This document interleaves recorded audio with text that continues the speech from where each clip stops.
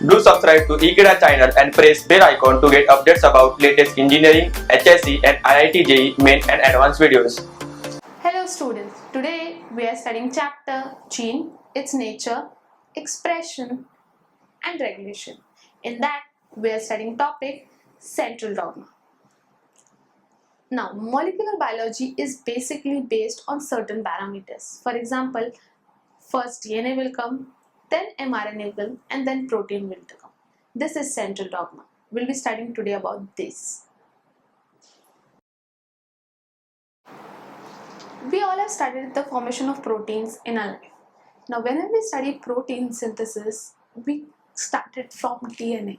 We all know that DNA is our genetic material. Every cell in our body will have DNA. If there is DNA not present inside your body, then proteins won't be synthesized because the information to synthesize or to make those proteins, for example, if you have to make insulin in your body, then that information has to be present on DNA strand. From DNA, the process of replication will help to form DNA, and from DNA, one strand of DNA is copied and mRNA is formed. That process is called as transcription. After transcription has taken place, then translation will help to form protein. And during the process of translation, all the three different types of non-genetic RNA, which is your mRNA, that's messenger RNA, ribosomal RNA, which is rRNA, and transfer RNA, that's tRNA, takes place. So the central dogma theory says that first DNA will come, then all the different kinds of mRNA will come, and finally your protein will come. Now every prokaryotic organism follows this theory, but there is one organism which reverses the central dogma theory, which is your HIV virus or reverse transcriptase. Now HIV or reverse transcriptase is having an ability with the help of enzyme that it can convert the single stranded RNA towards DNA, which is the reverse of central dogma. The central dogma says DNA, RNA and then protein, but HIV can follow just the reverse of that. It can make RNA into DNA. Now, the central dogma theory was basically given by Francis Harry, and central dogma plays very crucial role during protein synthesis.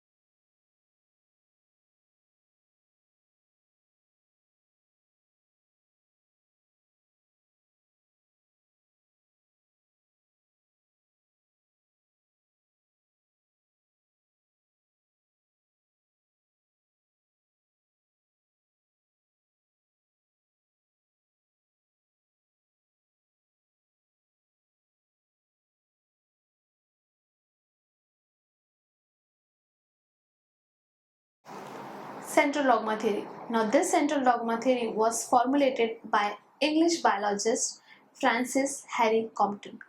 The central dogma theory basically states that the flow of genetic information is unidirectional, or genetic basically works in one direction. That is, first DNA will be synthesized or deoxyribose nucleic acid will be formed. Then RNA, which is ribose nucleic acid, will be formed, and then your polypeptide chain or proteins will be formed.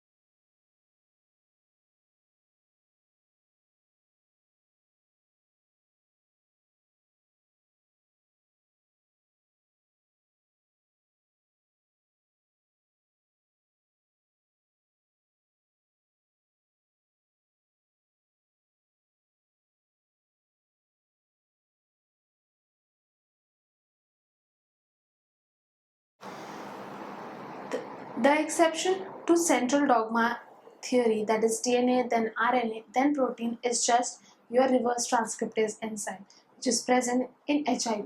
We all know whenever HIV attacks human body, the reverse transcriptase present inside HIV converts the single-stranded RNA present in HIV into the double-stranded DNA. And then once the DNA matches from your body to the HIV's body, then HIV conquers your body. Basically, it converts its RNA into double-stranded DNA, and your double-stranded DNA and its double-stranded DNA will now look similar.